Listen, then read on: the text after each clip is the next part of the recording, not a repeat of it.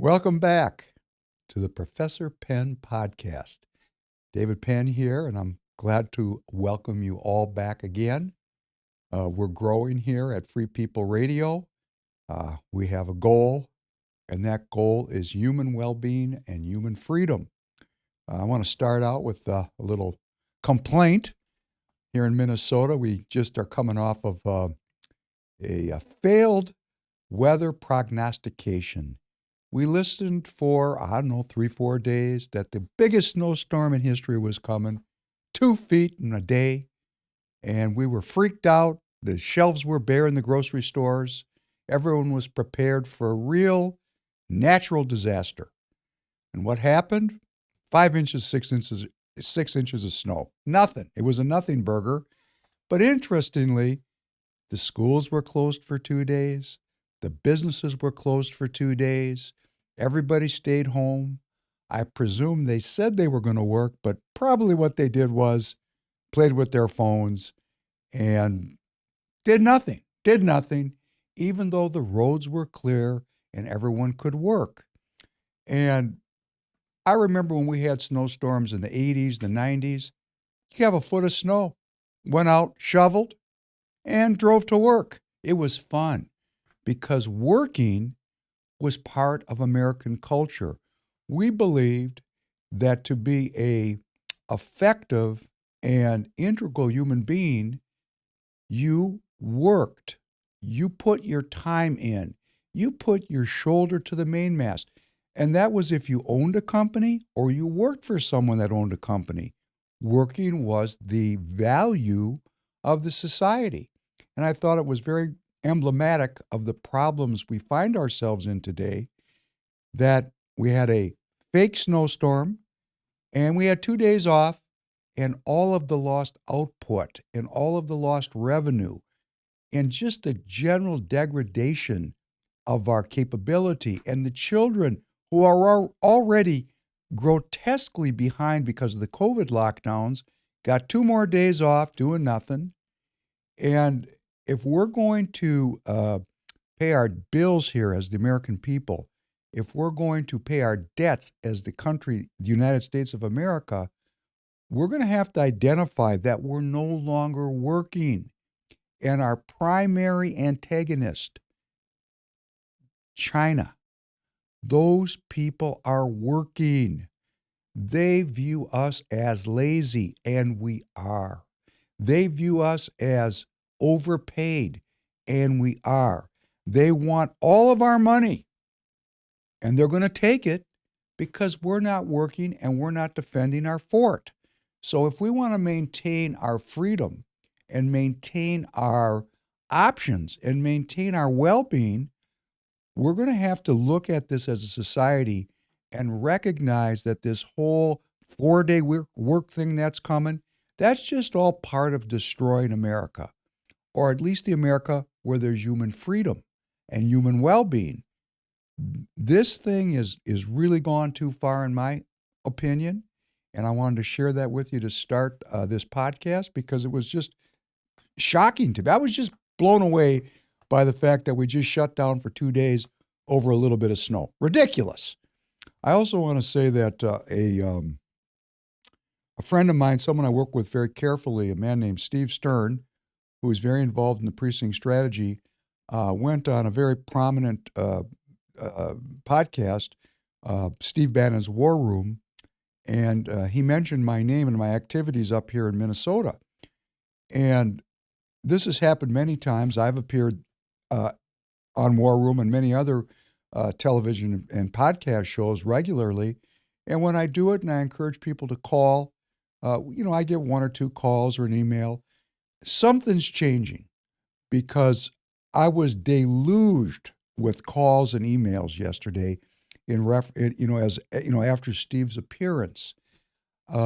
People representing over 200 individuals contacted me and wanted to get involved in what we're doing politically up here in Minnesota. And remember, this is a politically focused and a political action podcast where I'm actually a member of the political parties here in Minnesota.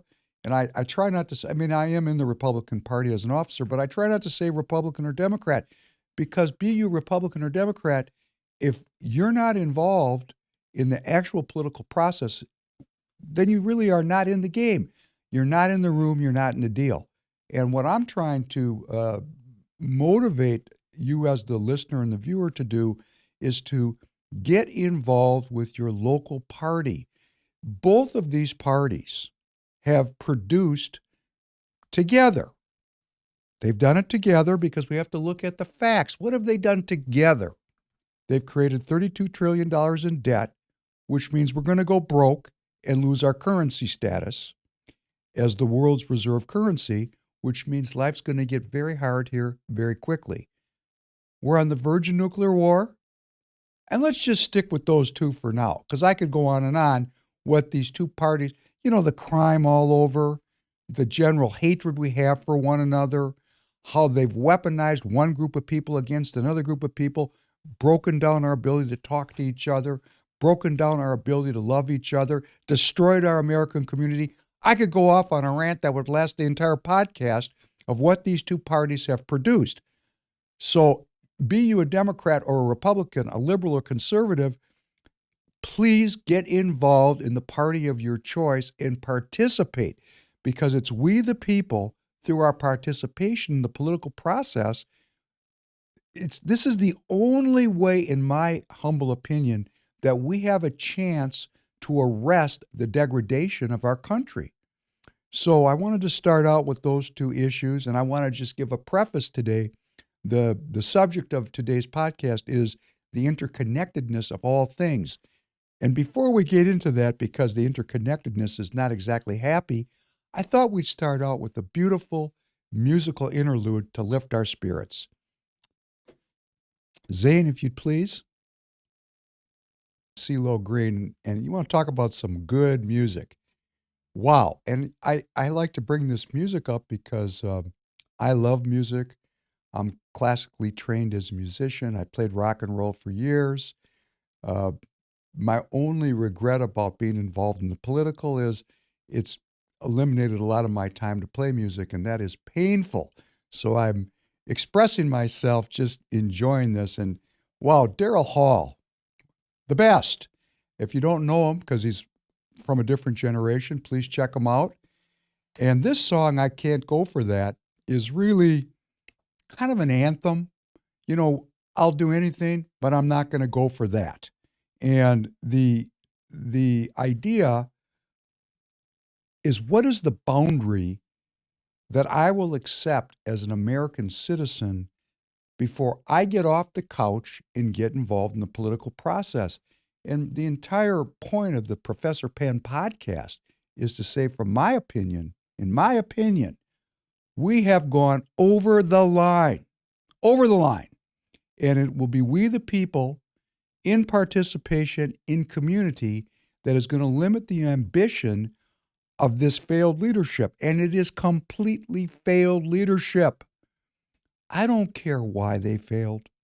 If you want to have a conspiracy theory, great. If you want to say they're stupid, great. But they reflect who we are, because we elect these people, and they're clowns. Complete clowns or complete criminals. You make the decision yourself. Some of them are clowns and some of them are criminals. Maybe we'll sort it out one by one as we go through these podcasts to come. But I can't go for that. I can't go for a business model, which is the business model of this country, that is based on slavery, wage slavery, drugs coming across our borders. Unbelievable how much drugs, illegal, coming up, killing people like crazy. And then the legal drugs, which is also killing people. That's really kind of anti-well-being, this whole drug thing. And piracy, just taking people's things away from them. I mean, it's just, we got to get to the root cause of why life is not well. And we're going to continue to get into this today with the interconnectedness of how unwell things are and what is the cause of this unwellness, because there is a cause. So there was a cause 1.0, and now we're into a cause 2.0. And it's the same people coming from the same place, doing the same thing, but they're much more sophisticated in the 2.0 version than they were in the 1.0 version. So we're going to take a look at the 1.0 version today and see where this business model came from and look a little bit at its effects, kind of go through it. But before we get there, we got to stay up on this Ukraine thing because my life is threatened. My life is threatened. And I have to share with you, your life is threatened. So please help me spread the word. If you like this podcast, you like the content, please click the like button and send it out to as many of your friends as you can with your endorsement because we need to spread this word. Royce White is broadcasting here on Free People Radio. He has a beautiful podcast going called Please Call Me Crazy. Please check that out. Royce is an incomparable political theorist, and for his age, it's genius. And we all know Royce, and we respect Royce, and spread his podcasts out. Let's get the engagement for this channel up into the millions as quickly as we can because we're out of time. These people are out of control. So let us go through some of the news on the Ukraine. First, we want to hear what President Biden just recently had to say in an interview about nuclear war and the Ukraine. And as you know, just hours before, Vladimir Putin gave his own speech. And I wanted to ask you about something Vladimir Putin said. He said that Russia is suspending participation, cooperation in the nuclear treaty with the United States. What's your message to Putin on that? It's a big mistake to do that, not very responsible. And but I don't read into that he's thinking of using nuclear weapons or anything like that. I think it's I'm not sure what else he was able to say in his speech at the moment. But I think it's a mistake, and I'm confident we'll be able to work it out. He is saying he's going to suspend participation in this nuclear treaty. Rhetoric is one thing, but we're a year into this war now. Does it concern you when he says something like this, and are we less safe? Well, look, I think we're less safe when we walk away from arms control agreements that are very much in both parties' interest and the world's interest. But I've not seen anything, we've not seen anything where there's a change in his posture, what they're doing. The idea that somehow this means they're thinking of using nuclear weapons, international continental ballistic missiles, there's no evidence of that. Okay. You know, when people get to the point where they're just lying wholesale. I mean, this is such a lie. This is the President of the United States, and I'm going to show you why he's lying. I'm not just going to make a statement that he's lying. We're actually going to go through some bits which show us that our president, when he's talking, he's lying. I'm going to say this again. When he's speaking, he's lying. And when a regime reaches the end of its legitimacy, the lies replace the truth. Black is white. War is peace. You know, love is hate. Everything goes completely goofy. You know, men are women and women are men, and we don't even know where we are anymore because the disinformation is so extreme. But all we have to do is look around on the internet and we'll find the truth because it's out there. What we're doing, as we talked about in a previous podcast, which was Ukraine Made Simple, what we're doing is we are involved in a proxy war on Russia's border. Obviously, a nuclear-armed superpower. We are violating their internal version of our Monroe Doctrine. We are threatening the survival of the Russian Federation. And in fact, we have many of our political leaders calling for the death of Vladimir Putin, for him to be deposed. I mean, this kind of rhetoric is so hyper-inflammatory. And while we're talking, we're actually arming the Ukrainians, and they are engaged in a brutal, bloody battle. And I will have to say, it's my humble opinion, that there are many American contractors there, mercenaries there, and probably active duty U.S. military. We know that the U.S. military is providing targeting information. Obviously, hundreds of billions of dollars of weapons and material have been put into the Ukraine by the United States and NATO. I mean, this is crazy. We're in cuckoo land now, and it's only when we stand up as the American people and say, I can't go for that. That's why I played that song. I can do almost anything, but I can't go for nuclear war. Stop it. Stop it right now. American people, just everybody open their windows and start screaming, stop it. Spread this podcast out so we can motivate the American people. We are starting to wake up. 200 people representing 200 people called me in one day. This is new. People are starting to realize that their lives and the lives of their children are threatened, and that if we don't stand up and put pressure on our leaders by writing letters, going to town halls, being involved in our political parties, because our political parties are asleep too. We got to get people woke up, and here's why. Zane, could you play? This is Lavrov. I think he's the foreign minister, or like the Secretary of State. I don't remember his exact title, but he's like the number 2 guy in the Russian government. And this is him warning us of Russia's willingness to engage in nuclear war. Please go ahead, Zane.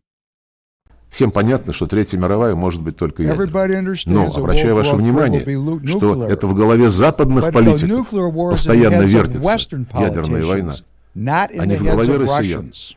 Поэтому я вас уверяю, что мы не позволим каким-то провокациям the provocations of the West to force them out of balance. They're not going to lose their balance, but if a real war starts against the Russians, a real war, those that carry out such plans must think.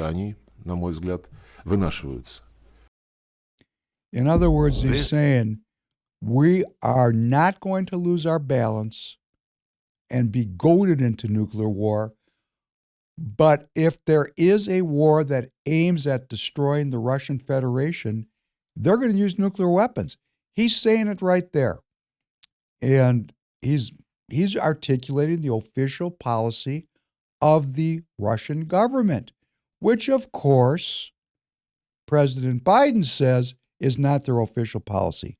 So let's go on to former president of the Russian Federation, Dmitry Medvedev, who is now also going to warn the West that there will be a nuclear war if Russia is defeated in the Ukraine. Let's listen to this one.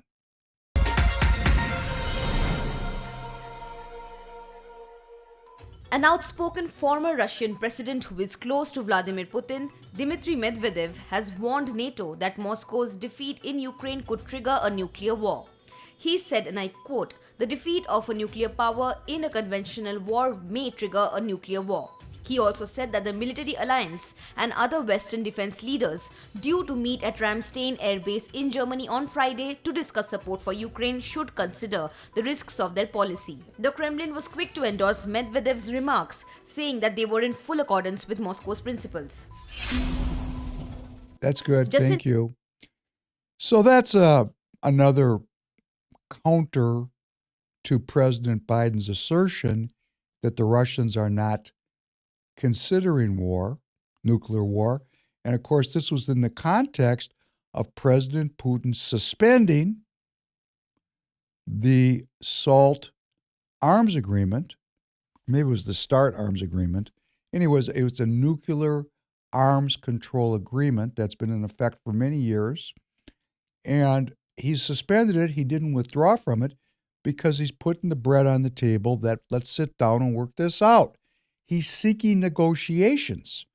Now, of course, our Western liberal media is saying something completely different. And I don't even care what they have to say. Because when you listen to the analysis on MSNBC and CNN and these very state-sponsored organizations, they're going to give you a very curated version of the truth. I'm not even going to go through their BS.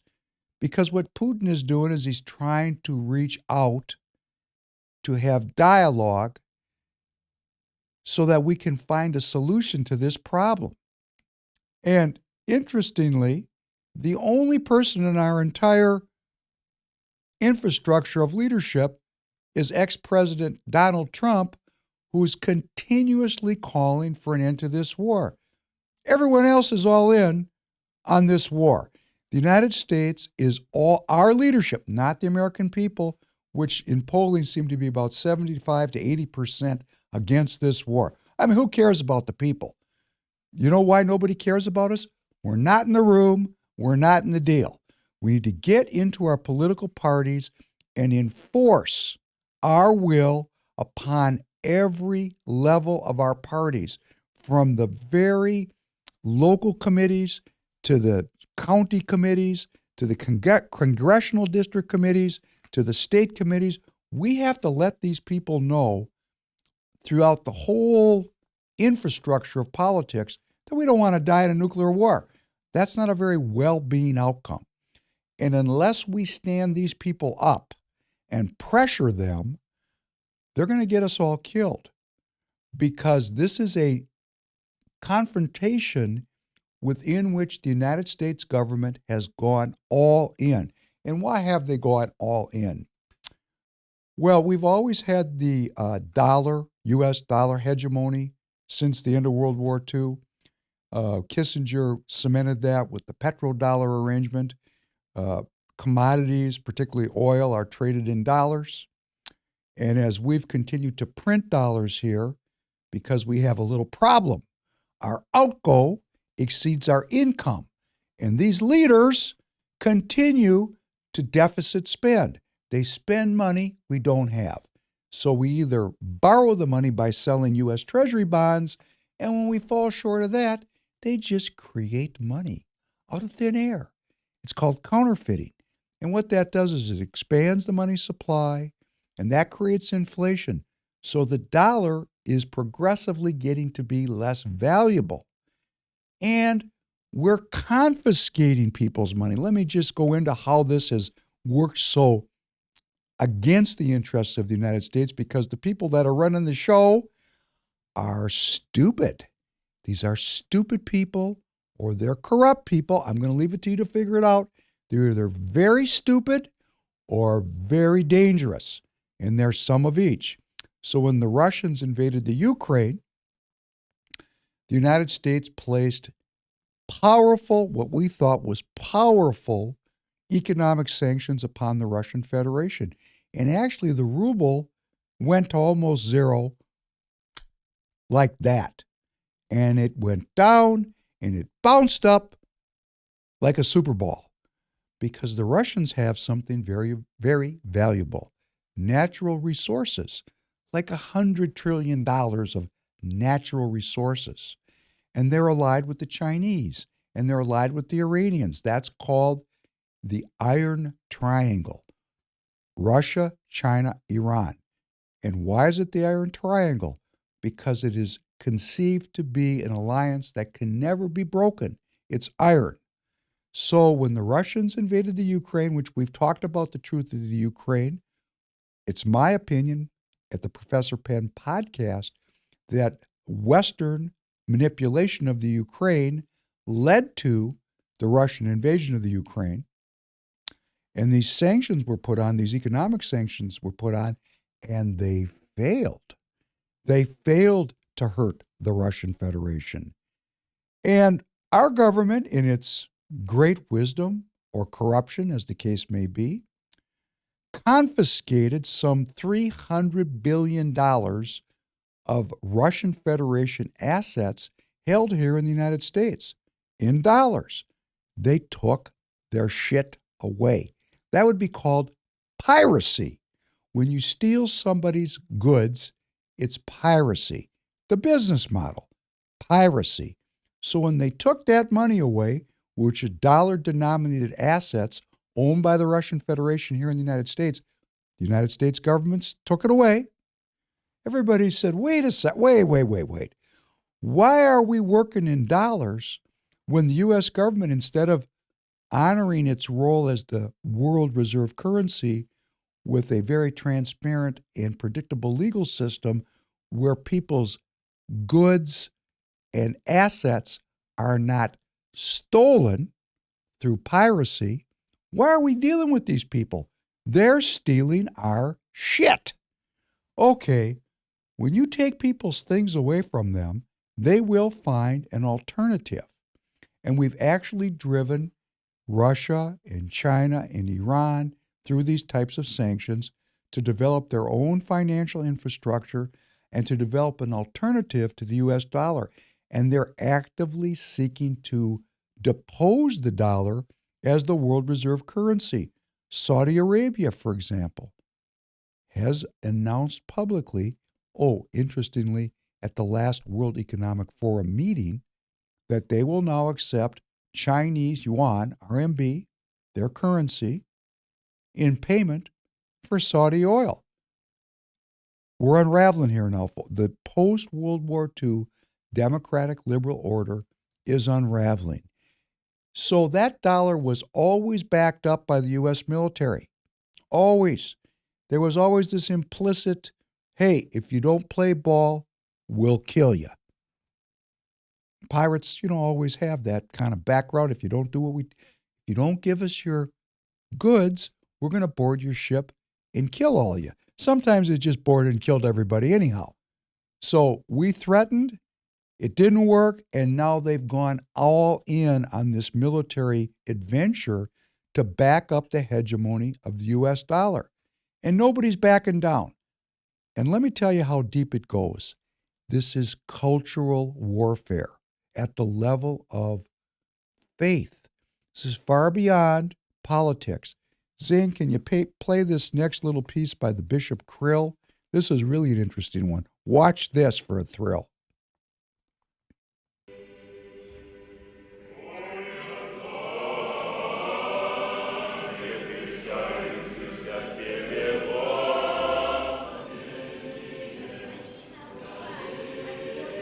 This is Bishop Krill officiating over a religious.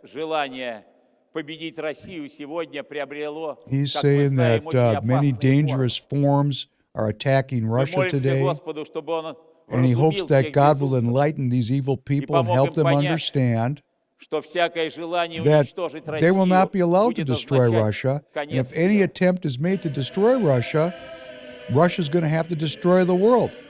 Look at this. This is a Russian Orthodox Church leader. That Russia's a very great country. The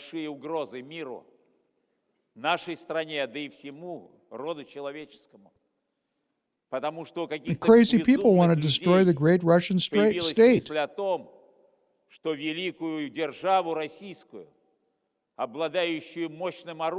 That Russia has powerful weapons and Russians are very strong.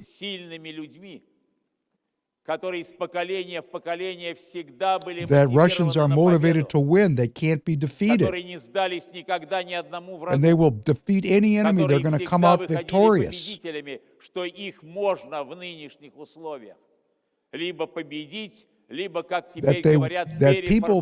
the Westerners want to remold Russia and impose Western values upon them. And he's saying this dressed up in his clerical garb. Thank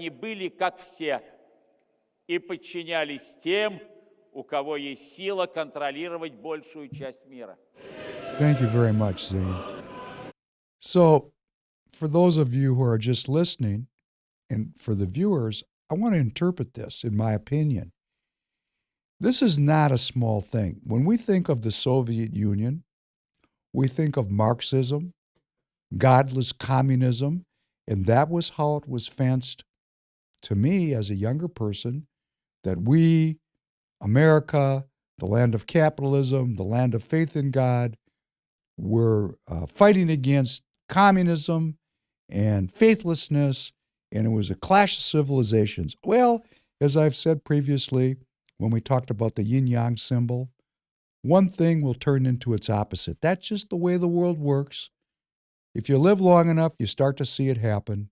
You have to be a student of energy to actually watch these things occur.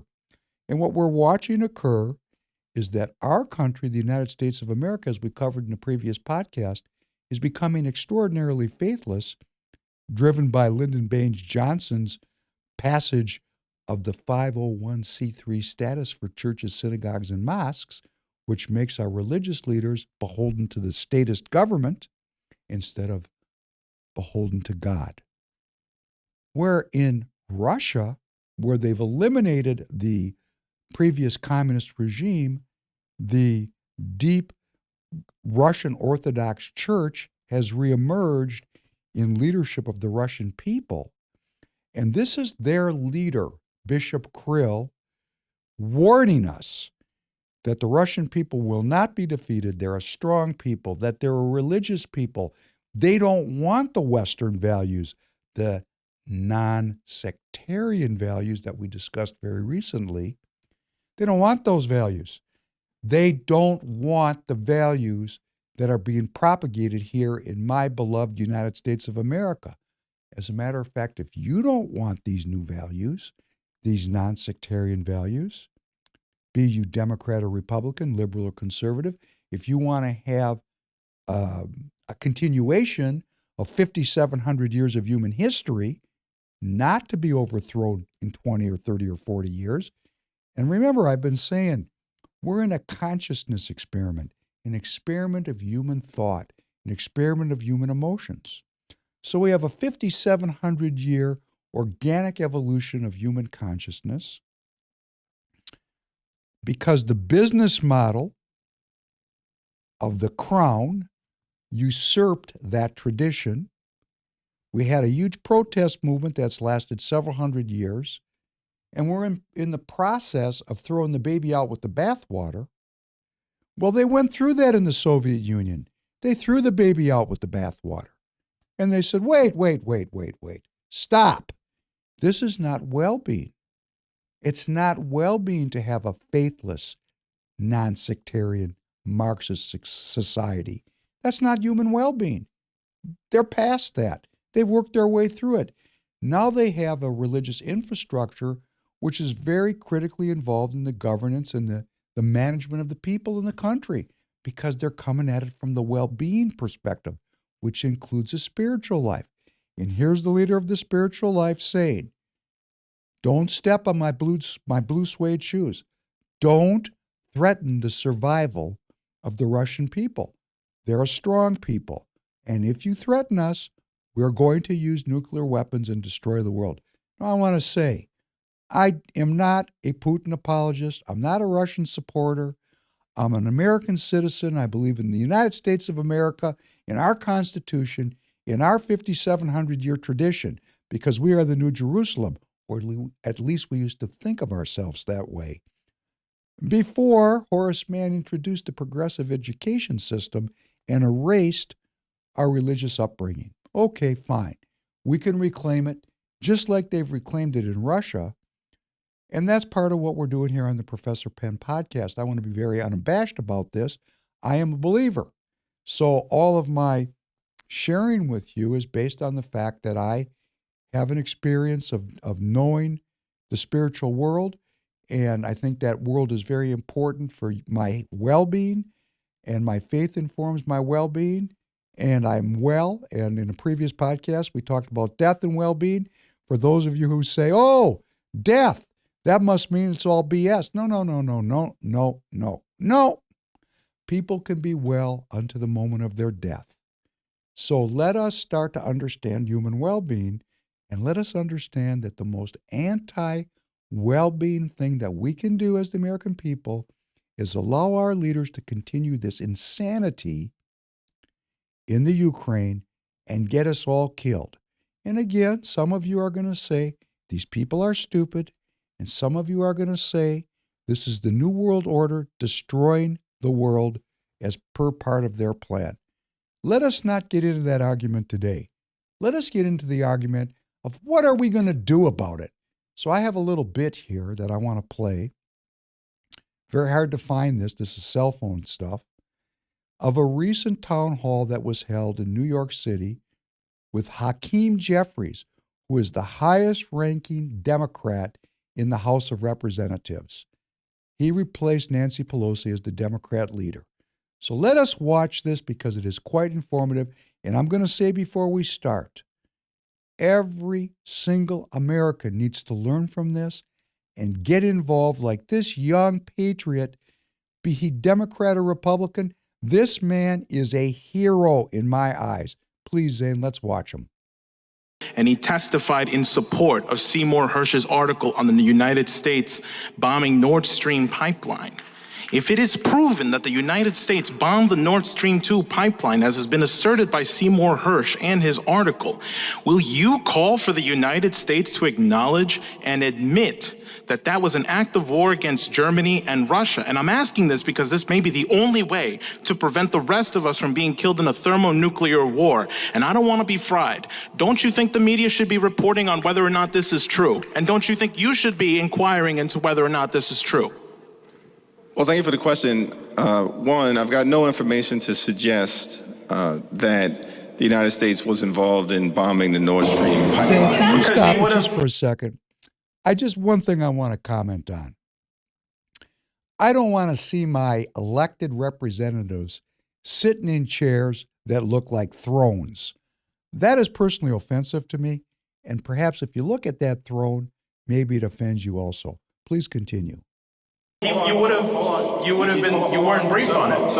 Sir, you got your chance to ask a question. So you gave me an opportunity to respond. You weren't given information because he explicitly says you weren't briefed on it. Right. Shouldn't you inquire? So here's what I'll say about, I think, President Biden's leadership generally as it relates to the Ukraine and Russia. We committed an act of war. What are you doing to respond to that? We have to hold Biden accountable. So listen, you're from Brooklyn, right? You know when to call bullshit when you see it. So do I. This is bullshit right now. And I see what's happening right now. That does not silence me. You can hear me right now. I want you to say something about the bombing because we're all going to die from a nuclear war right now unless you stop it and you at least put and inquire into whether or not it's true. This war in Ukraine is going to leave us all dead. So what are you going to do? Because you need to inquire. I'm a New Yorker too. Here's what I'll say. Say it. We're going to continue to stand with the Ukrainian people. That's fucking bullshit. Do not do that. You will end us all dead. In this war against We Vladimir need Putin. peace. We need talks. Because why are it's you not sabotaging just- talks? it's Do not not put just your a hands on me. battle between We need Ukraine peace talks. and I am not Russia. going to take this. It's a we battle need peace talks. It's a You battle are leaving. between Listen. democracy Did you even read the and allegations? autocracy. It's a No. battle between How about truth accountability? and propaganda. Not airheadedness. And it's a battle between okay? tyranny How about and bridges, freedom. not bombs? And democracy, okay? How about truth, and conversations, freedom will not prevail. cremation? And the United States is going to help make sure that that happens. Not destruction. How about that? I want to ask How you to about join it? me for You a round of damn applause. airhead, you're going to kill us all. I don't want to die in a damn nuclear war. Thank you. And look at that obsequious smile on the senior Democrat leader in the House. Look at that face. That man is a hero, that young man. That man is a hero. You know, I'm not trying to make myself heroic doing a podcast, but please send this out to thousands of people. Ask these people to subscribe to the channel. We're going to die. You're going to die. I'm going to die. My 5 kids are going to die. And this obsequious man who has the name Hakeem, which harkens back to Muhammad Ali and Malcolm X, we would think this man is a great leader of the people with a name like Hakeem because I'm stupid. That's just a name. His name could be Jeff Jeffries or Rob Jeffries. He's not a Hakeem Jeffries in the sense of being a protester or a critic of the status quo. This man is a former corporate lawyer in New York who has risen to the top of the Democrat Party. He is shilling for the military-industrial complex, and he's saying that President Biden's leadership has been fantastic. We need to support the Ukrainian people. Really? What happened to the liberals in the Democrat Party that were in the streets in the 1960s? Hundreds of thousands, millions of people in the streets protesting the Vietnam War. That war was brought to an end by we the people. Go look it up on YouTube. There is thousands and thousands of videos of millions of American citizens in the streets every weekend protesting for peace. The American people forced Lyndon Baines Johnson to resign and not seek a second term. They elected Richard Nixon because he ran on "I'll end the Vietnam War" platform. When he didn't do it, the people intensified their protests. Millions of people every weekend. The universities were beset by protest. My father was a leader of the Vietnam War protest movement here at the University of Minnesota. I have pictures of him chained to a fence. They had to cut that chain to take him to jail. He was pepper gassed in his office. He was beaten by the FBI. These people really worked in a very consistent method and way to end that war. Is there any protest here?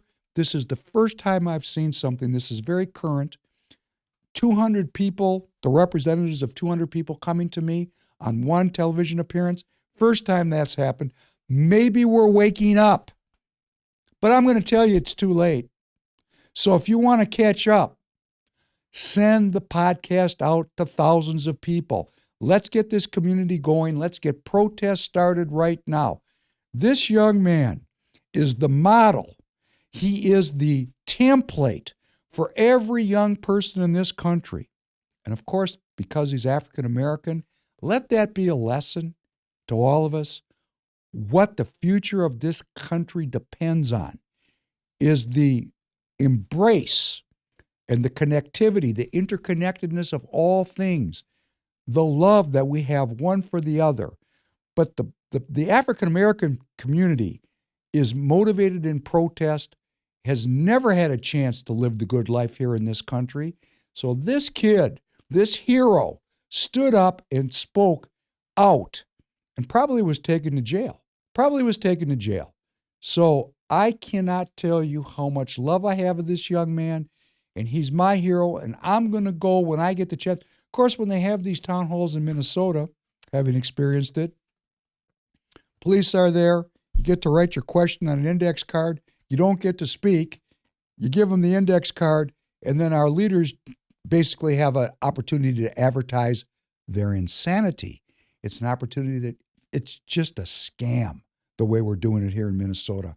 Our leaders here in Minnesota are weak and unwilling to talk to the people. Well, if I'm ever a leader, and I'm going to tell you I don't seek leadership, but if I was thrust into it by the natural evolution of things, by the interconnectedness of all things, I'll guarantee you I'll sit in a room once a month from 8 till 5, and anybody that wants to come talk to me can come sit down right next to me, and I don't care if they believe what I believe or they don't believe what I believe. I want to know their name. I want to know their children's names. I want to know their parents' names. I want to get to know them because I want an American community.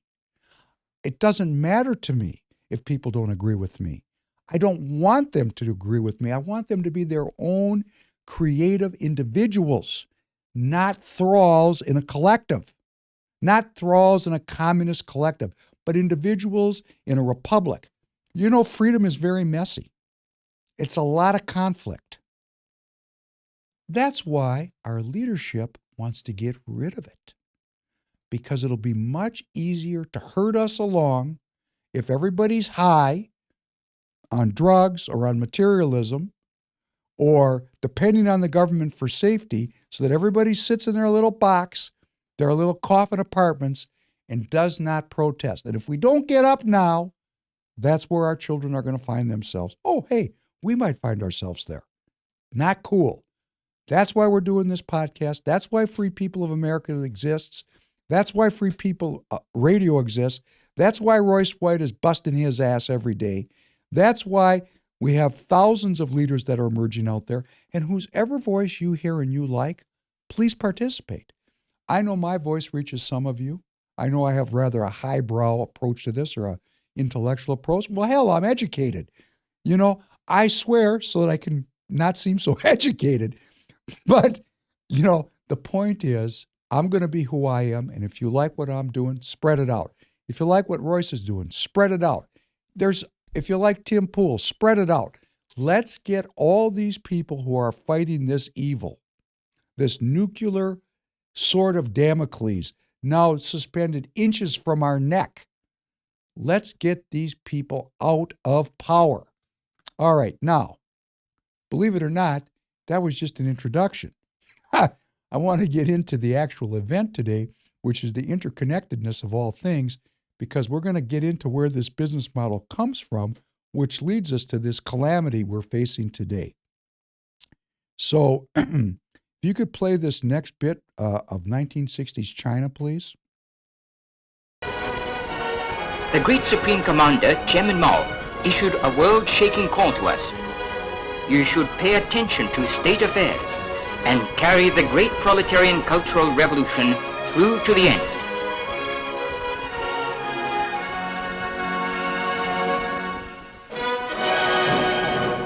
With the Red Guards, revolutionary young people as pathbreakers, the workers, peasants and soldiers are marching forward courageously. The red torrents of the great proletarian cultural revolution are sweeping the country and shaking the whole world.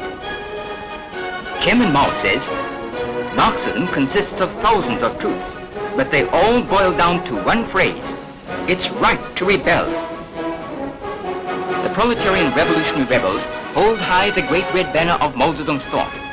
Through big character posters and great debates, they argue things out, expose, criticize, and repudiate thoroughly, and launch fierce attacks on all kinds of representatives of the bourgeoisie, sweeping away all such monsters. The heroic young Red Guard fighters go out on the streets. That is, the old ideas, old culture, old customs, and old habits left over by the old society, which spread feudal poison and symbolized imperialist aggression and capitalist exploitation. They are destroying old shop signs and replacing them with revolutionary ones.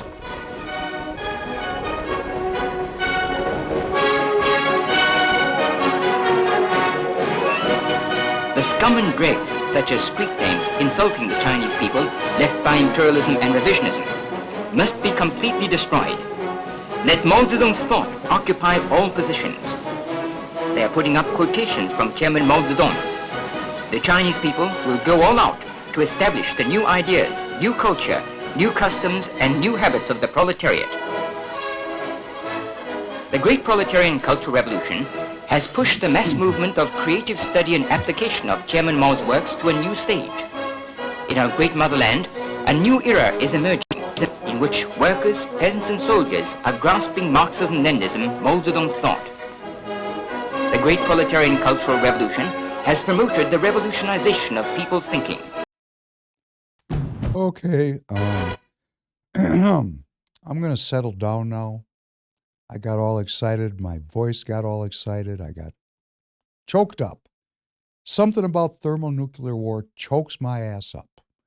Dying in a thermonuclear war, living through it and living in a post-apocalyptic environment chokes me up. Chokes me up to the point where my voice doesn't work. And I hope it chokes you up too, because dying in that fashion is disgusting. There's no time to pray. There's no time to reconcile yourself. You just wake up one morning and boom, you're ash. This is very cruel. So I've been to China really a lot. I've spent a lot of my adult life involved with Chinese culture and Chinese people, and I was trained in. I was actually trained I was trained by a very famous Chinese military man named Wang Yi and his students, and the passing of the Chinese martial tradition into the West is really pretty famous. You know, Bruce Lee, everybody knows Bruce Lee. And there's an urban legend that he was almost killed because he had decided to teach, the ancient Chinese secret to the Guai-Lo, the ghosts, the white people. The Chinese didn't like that.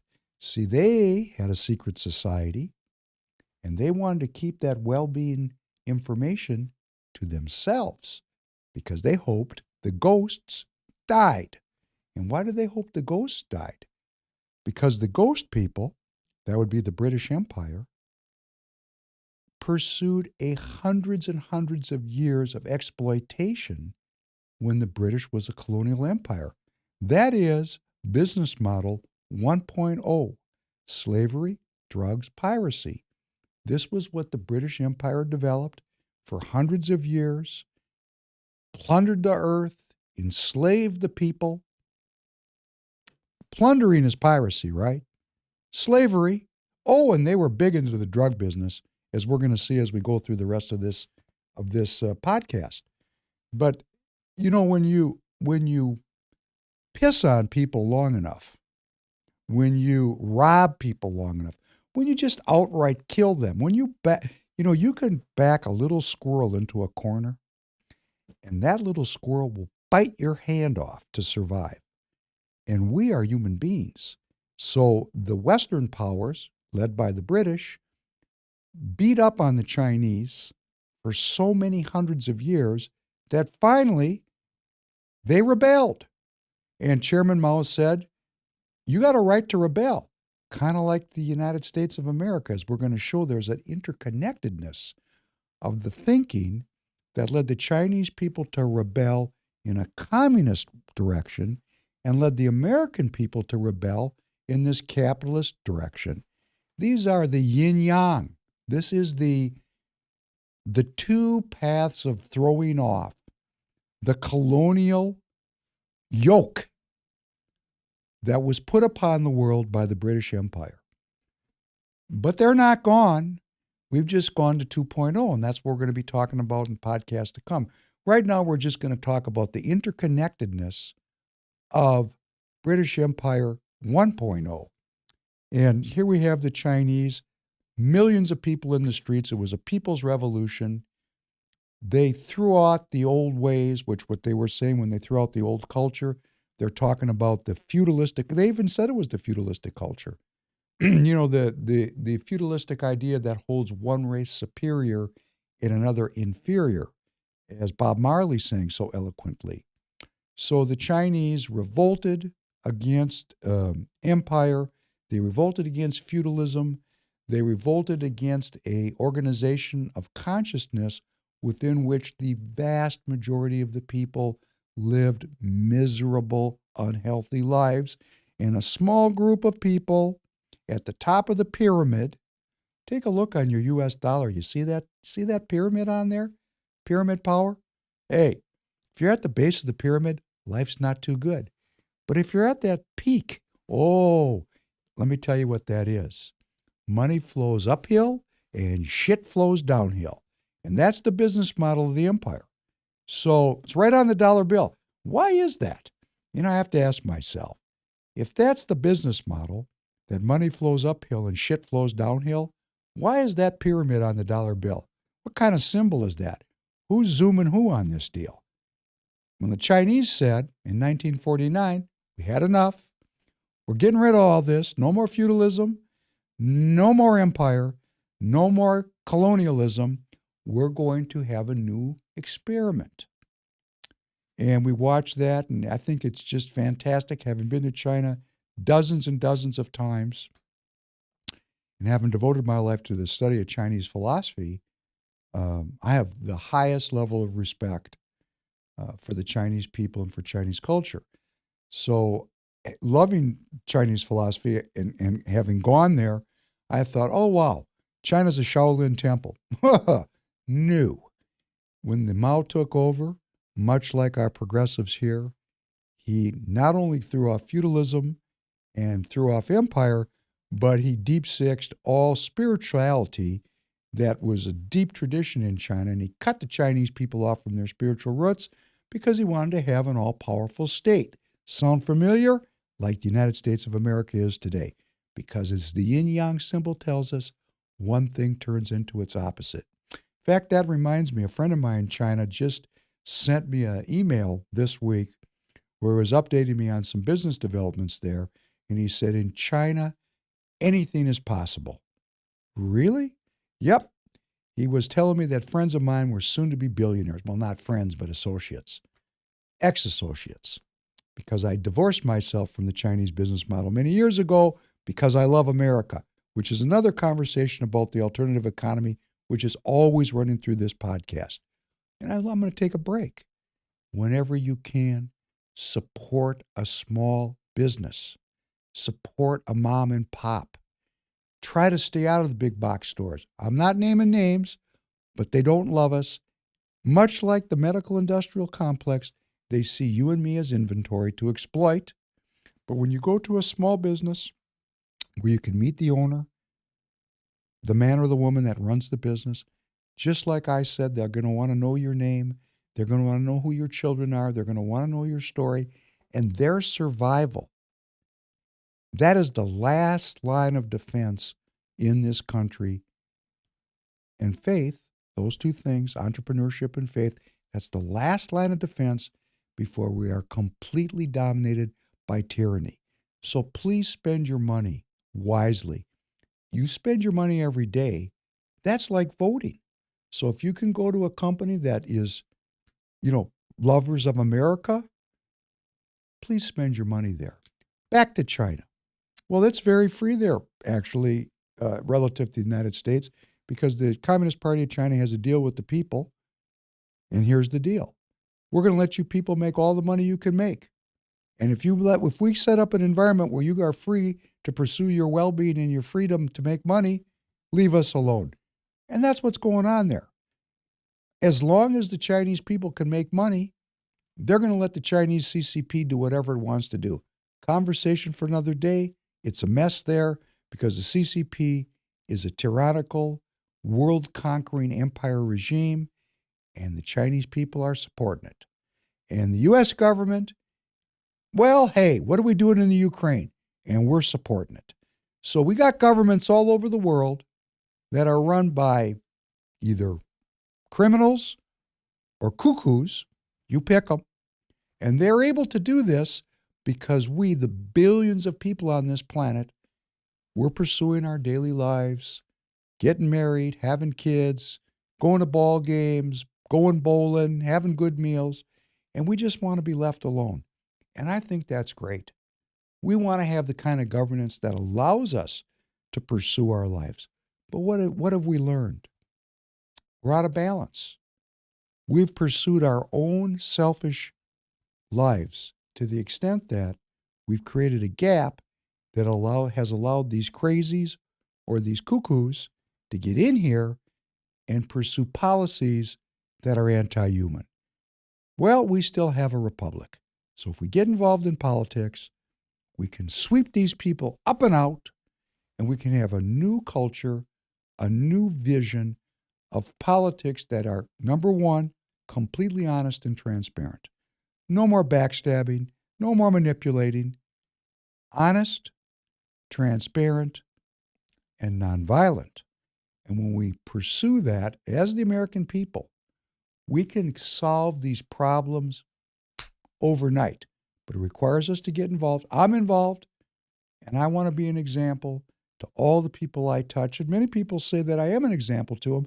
I'm not proud of it. You be an example. Send the podcast out. Be involved. Okay. So let's talk about what happened. Another revolution, because this Chinese revolution, we're going to see how deeply Britain was involved in exploiting the Chinese people. Hey, guess another group that they were exploiting.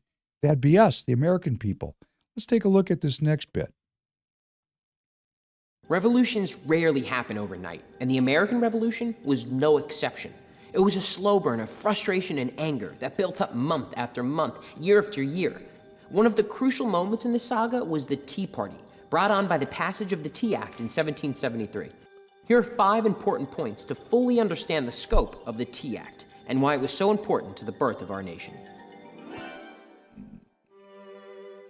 In the 1770s, one of the most valuable commodities in the Western world was tea. Tea was new, it was exotic, exactly the kind of thing that's easy to sell. But maybe not that easy. Because by 1773, decreased sales left the British East India Company with a surplus of over 17 million pounds of tea just sitting and rotting in warehouses in England. The country's biggest and most important company was in serious trouble. The British East India Company needed a bailout, and they looked to the North American colonies for a solution. Normally, British tea merchants sold tea to American traders in London at a markup, who would then sell the tea to colonists. The British government thought, why are we using American merchants to sell our tea when we can just ship it there ourselves? So they cut out the middleman by passing the Tea Act of 1773. which allowed the British East India Company to ship and sell their tea directly to the colonies at a lower cost. The idea being that a British monopoly on tea sales in America would ease the company's financial burden. Now, it's important to understand that the Tea Act was part of a larger effort by the British Crown to squeeze as much money from the colonies as possible. The Brits were heavily in debt from the French and Indian War, and the colonies became their own private ATM of sorts. A few years earlier, Parliament passed the Townshend Acts, which taxed items that colonists relied on: lead, glass, paper, paint, and of course, tea. The backlash was so severe that the British repealed all the Townshend Acts, except for one, the tea tax. Colonial tea merchants were furious. Not only had the Tea Act taken away their source of income, but they would still be taxed through the roof to buy their own tea. Colonists had to take matters into their own hands. December 16th, 1773. Americans fought back by boycotting British tea entirely, allowing imports to sit on the docks and spoil. Colonial Governor Thomas Hutchinson ordered that American colonists buy the tea, but they had other plans. That night, a group of about 60 Bostonians called the Sons of Liberty, wearing Mohawk headdresses and war paint, boarded 3 British East India Company trading ships and dumped 342 chests of tea into the Boston harbor. The Boston Tea Party was celebrated across the colonies as a symbol of defiance against the tyrannical British rule. The British doubled down in response, passing what became known as the Intolerable Acts, a series of laws designed to punish colonial America for their resistance.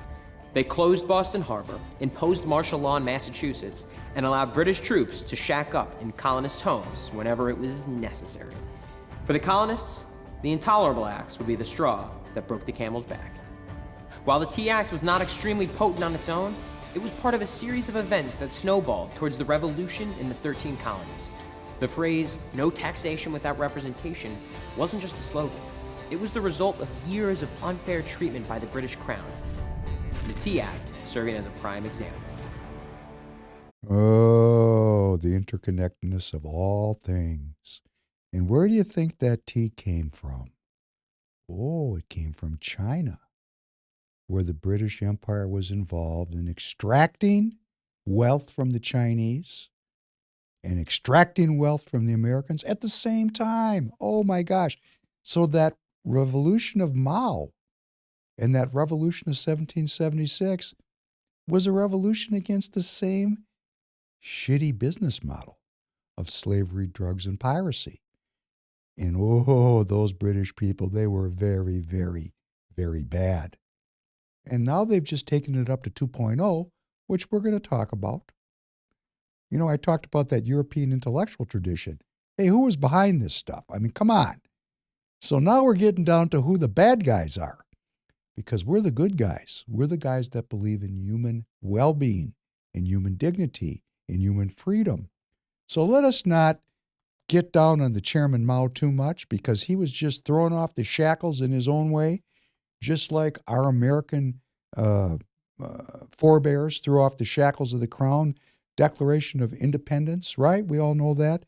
And they talked about no taxation without representation. There's something about being enslaved through taxation, like we're experiencing here today.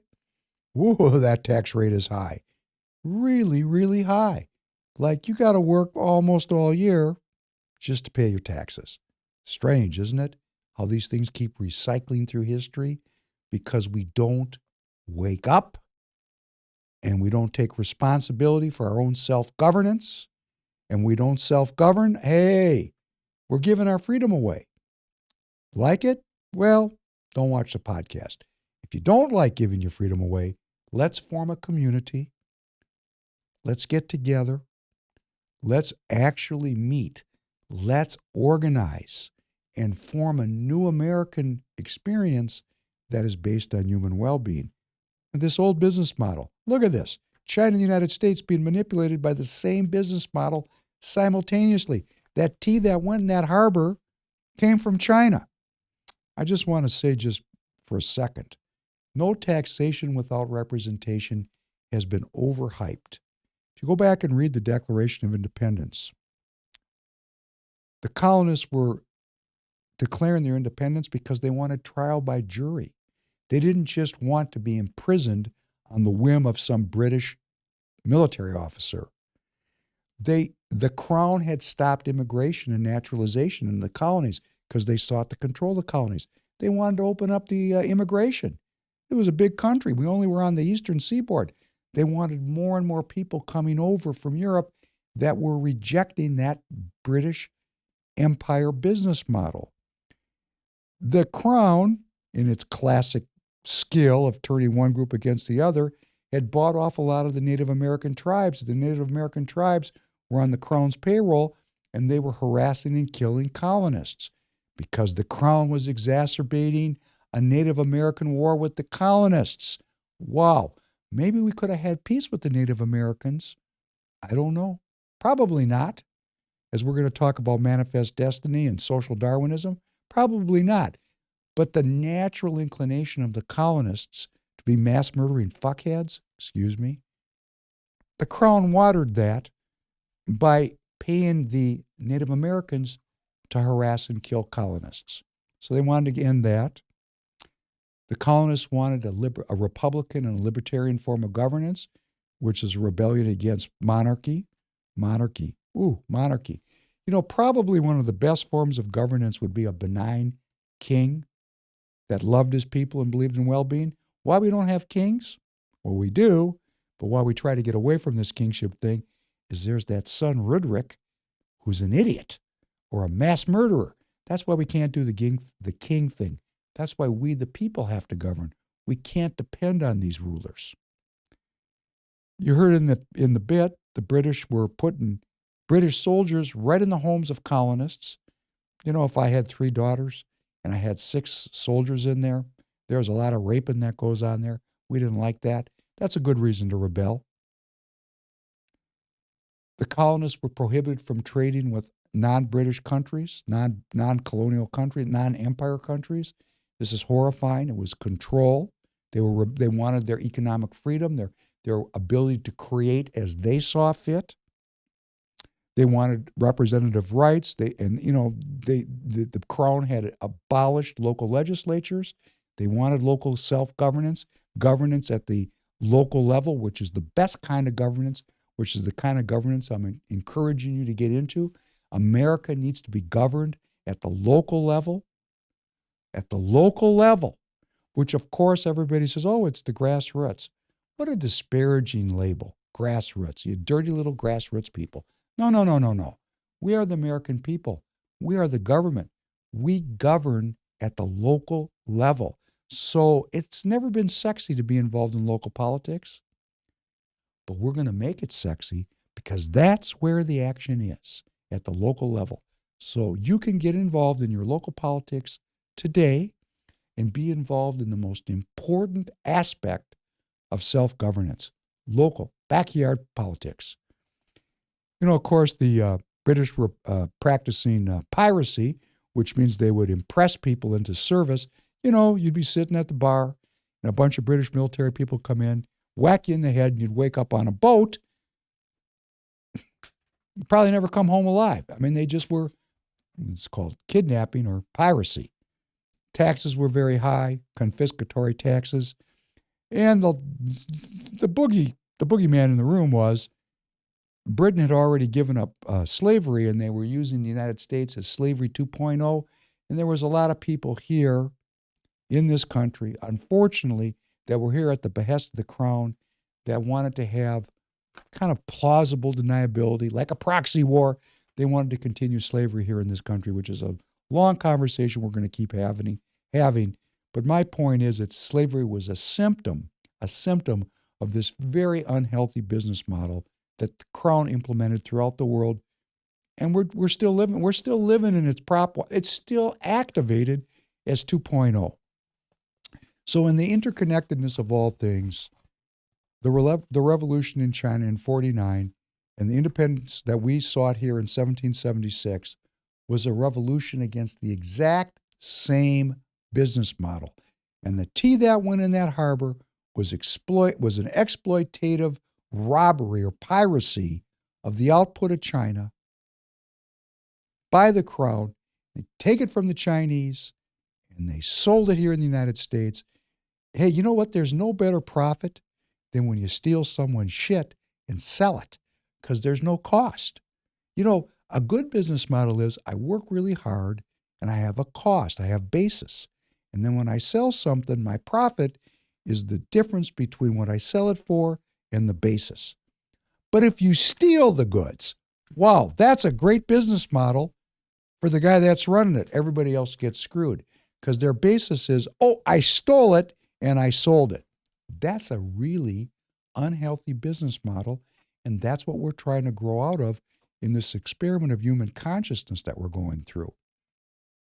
Horrifying. So the Crown established the British East India Company in 1600. The Queen did it. And they established this to, trade in China, exploit China. And what can I say? This thing went on for hundreds of years, this exploitative business model. And let me just show you how exploitative it was. Play this next bit on the Crown's drug trade. This will be an eye-opener. We arrest drug dealers. We criminalize people, mainly black and brown people, for possessing small amounts of drugs like weed. We do this because drugs are bad. Unless, of course, it's your government that's dealing the drugs. Like that time the British Empire got China hooked on opium. Empires of Dirt, a show about Europeans getting rich at the expense of everyone else. Opium had been grown in China since the 11th century, but it was only until the 17th century that usage really took off, when people realized you could smoke it instead of just chewing it. By the 1800s, there were foggy back alley opium dens in the streets of Canton, now known as Guangzhou, Shanghai, and even in London's Limehouse on Pennyfield Street. In the early 19th century, Chinese exports like silk, ceramic, and tea were hugely popular in Britain. Opium was one of the few things that British Empire could trade back. It's estimated that as many as 15 million people were addicted to opium by 1890, making it one of the worst cases of national drug addiction ever seen. They would ship opium grown in colonial India to Canton, where Chinese traders would take it into China. As opium grew in popularity, British trade increased. In 1800, 300 metric tons of opium was shipped into China. 4 decades later, this had increased to 3,500 metric tons of opium. Opium was a highly addictive drug with similar effects to modern-day heroin. Long-term users could experience liver, kidney, and heart problems and could die of withdrawal. Opium use had been banned by the Chinese Emperor Yongzheng in 1729 after he saw the effects of addiction on his citizens, and again in 1796 by the Emperor Jiaqing after everyone ignored the first ban. But Britain continued smuggling opium into China. It was simply too profitable not to. The opium monopoly out of India was worth £981,000 in 1831. That's the equivalent of about £100 million today. By the 1830s, people from every level of Chinese society were hooked on opium. After Emperor Daoguang received reports of mass addiction all over the country, he'd had enough. Soldiers burned all the opium they found. British traders lost 20,000 chests of opium, equivalent to about £2 million. This led to the First Opium War in 1839. The British were so angry that their drugs had been stolen that they sent troops to the region to demand economic reparations for the financial losses they'd incurred while illegally trafficking narcotics into a foreign country. They were also angry that China refused to open up more ports to British trade and had disrespected their traders. Back in the UK, the press depicted the Chinese as barbarians who had insulted the honor of Brits abroad. In an act of war, Britain occupied Hong Kong, then a sparsely inhabited island off the southeast coast of China. In 1841, China ceded the island to Britain. A year later, the Treaty of Nanking was signed, marking an end to the First Opium War. So Britain got what it wanted: money for illegally trafficking drugs into China and a shiny new island base to smuggle opium from, Hong Kong. Opium remained illegal after the war, but the Chinese authorities were basically forced to accept the drug trade into China. Opium consumption ripped through Chinese society like never before. Chinese smugglers quickly realized that if they registered their ships in Hong Kong as British ships, they could keep smuggling opium into China. This triggered the Second Opium War in 1856, when a Chinese ship flying the Union Jack was seized by the authorities. The Chinese crew was arrested and the British flag was torn down. The British Navy, supported by the French troops, retaliated by seizing Beijing and looting and burning down the Imperial Summer Palace. China was forced to legalize the import of opium. With the opium trade finally legal, imports from British-controlled India nearly tripled to hit 6,500 metric tons in 1880. Fed up with the British running drugs into their country, the Chinese authorities decided that if you couldn't beat them, you might as well join them. By around 1915, moral and political opposition to the drug trade had grown. Britain stopped importing opium to China. It simply wasn't profitable anymore. It's hard to quantify the scale of the misery that Britain caused in China, or the mess they left behind. And I know personally because my own great-grandfather was addicted to opium and eventually died of withdrawal in Hong Kong. And it's something my family still talks about all the time. The British Empire were one of the biggest drug pushers in history, but hardly anyone in the UK knows what we did in China.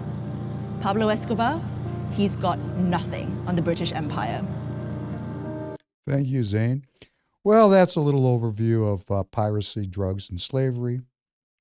And I loved her personal story or personal history. She had a personal testimony in her own family, the oral tradition, which made her very sensitized to this issue. But that's a horrifying story, right? I mean, and then at the end when she said, might as well join them, what happened was that the Chinese people got into the opium business and made it not profitable for the British. It's not like they jumped up and said, "Oh, we grew a conscience." They just took them out of the business. It's just a very, very kind of gangster kind of a deal went on there. But they fought wars, and this is the history of Hong Kong, and you can imagine how the Chinese people feel about colonialism and the West with this kind of history. Let's pop up this next one now and get a little bit more into the crown.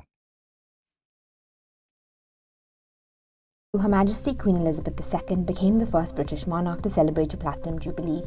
The celebrations took place over a 4-day bank holiday. Millions of Brits partook in street parties and people around the world joined in on the celebrations. But is celebrating the British monarch harmless fun, or does it normalise the monarchy's long history of colonialism? And is it a celebration of British imperialism? Here are 4 ways in which the British royal family has benefited from colonialism. They have historically benefited from the enslavement of human beings. In 1562, John Hawkins was the first Englishman to include African people in his cargo. He traded these people for ginger and sugar. On his next voyage in 1564, Queen Elizabeth I funded a vessel for his journey. The British East India Company was formed in 1600 to exploit trade with Southeast Asia. They did that by colonizing land and exploiting people through the transatlantic slave trade. The figure who signed the Royal Charter allowing this all to happen was also Elizabeth I. Between 1690 and 1807, an estimated 6 million Africans were transported from Africa to the Americas on British or Anglo-American ships. The royal family and the British Parliament protected the trade. After Elizabeth I's death, the Royal African Company was established in 1660 by the Duke of York. The company transported more than 187,000 slaves who were often branded DY for the Duke of York. It's difficult to say how much the royals benefited from slavery, but many say it funded the entire British treasury. And it's safe to say that much of the monarch's significance, power, and wealth stems from the enslavement of Africans. Lucy Worsley, the chief curator of Royal Historic Palaces, says that all royal palaces from the 17th century have an element of money which is derived from slavery, including Kensington Palace and Hampton Court. The royal family was built on a legacy of stolen land, goods, and atrocities. Queen Elizabeth II's largest diamond, the Koh-i-Noor, was stolen from a 10-year-old prince in India along with his land in the 19th century. It was transferred to Queen Mary in 1911 and was handed down to the current queen. Both India and Pakistan have asked for the diamond's return, but it's still very much owned by the crown. In India, between the 1700s and mid-20th century, an estimated $45 trillion was stolen by the British under the vestiges of the crown. Famines which occurred as a result of Britain's non-intervention policy led to the death of more than 30 million Indians. In 1947, Lord Mountbatten, a royal and the Viceroy of India, decided he wanted to get Britain out of India quickly. The decision to carve up a country led to 15 million people being displaced and between 1 and 2 million people dying. Of course, this is just India. At its peak, Britain had colonized 25% of the world's surface. From the Mau Mau massacre in Kenya to concentration camps in South Africa, Britain, under the vestiges of the Crown, has a long and bloody history of colonial atrocities, and the royals have historically been at the center of them. The prestige of the Commonwealth. The Commonwealth is an organization of 52 independent member states. What it actually is a collection of former British colonies and Rwanda and Mozambique. The Commonwealth originated after World War II when much of India and Africa was becoming independent. The Commonwealth claims that it is an association of sovereign nations working towards shared goals of prosperity, democracy, and peace. But critics say that the association promotes neocolonialism through free trade agreements, which favor more developed economies. British companies own more than $1 trillion of Africa's key resources. The Queen is the head of the Commonwealth, and Charles has been appointed her successor, which allows the British monarchy to remain in a position of international privilege and go on tours of Commonwealth countries. But that's not all. In the Caribbean, 14 nations are trying to claim reparations from Britain for 4 centuries of slavery, and Britain is using the Commonwealth jurisdiction to block the claim. The Queen is the head of state. Most former colonies became republics, but 15 former colonies remain constitutional monarchies with Elizabeth II as head of state. Even though the position is ceremonial and she has no real power, the title is an ongoing symbol of colonial authority, especially when the British Crown plundered and killed indigenous people in some of these countries, from Jamaica to Australia and Canada. And some of these communities are still reeling from the impact of colonialism. In 2021, Barbados removed the Queen as head of state, and Jamaica has announced that it will follow. No apology, no reparations. In 2018, Prince Charles called Britain's role in the slave trade an atrocity. In 2022, Prince William said that slavery stains our history on a tour in Jamaica. The British government has apologized for isolated incidents of torture during the Mau Mau uprising in Kenya. But critics say that it's not enough, that the Queen herself and the royal family have not come forward to acknowledge their family's historic role in slavery and colonization. In fact, the Queen's late husband, Prince Philip, was known for his racist gaffes, often made while on tours to the Commonwealth. Many former colonies have talked about wanting reparations, but none have been forthcoming. In fact, the only reparations that Britain has willingly paid haven't been to the formerly enslaved, but rather to slave owners. Britain paid £20 million in 1834, a debt that British taxpayers only finished paying in 2015. Are the celebrations of the royals just a normalization of a bloody history of slavery and colonization? Well. Look at these people. Look at their business model. You know, we had this Queen Elizabeth, been alive my entire life, was coronated many decades before I was born, and she's such a nice old lady. Oh, she's so sweet. What a cover story. When I think about the way the British Empire devastated the world, the genocide and the exploitation and the intergenerational post-traumatic stress disorder that they brought forth for us, that we're living in this, as if it ended. No, it didn't end. It didn't end. We're living in the 2.0 version. And in the next podcast, we're going to talk about how this transferred into the United States under the guise of what? Social Darwinism. Oh, Darwin. He was, I think we'll look it up. I'm 100% sure he was British. And that was a scam to remove all spiritual insight and allegiance from the people, make them believe that we're automatons, a la that Cartesian dualism, and allow every kind of manner of horror and exploitive behavior and killing and domination. 25% of the world's surface. I'm going to look up how many of the people it was. Because remember, it was 25% of the land area, but it was a much higher percentage of the population of the world. These British people were excellent at subjugating peoples and extracting their wealth by turning one against the other, brother against brother, brother against cousin, tribe against tribe. And while we're all fighting and killing each other, they're just walking out with the cash, getting stronger and stronger, richer and richer. We don't even know what we're fighting. They got us so screwed up over here, we're fighting each other. And we aren't the enemies of each other. We're each other's brothers and sisters. This business model is the enemy. This unwell, anti-human, unhealthy way of exploiting the people is the enemy that we are facing together. And at its root, we're going to find Darwinism. Remember we talked so much about Darwin as the alternative to spirituality, that the Darwinist movement, that the progressive movement, that the anti-God movement. Well, if there's no God, there's no judgment. Hey, if you're going to enslave people and you're going to kill them, who wants to think these people don't want to have a conscience, and they don't want any shame.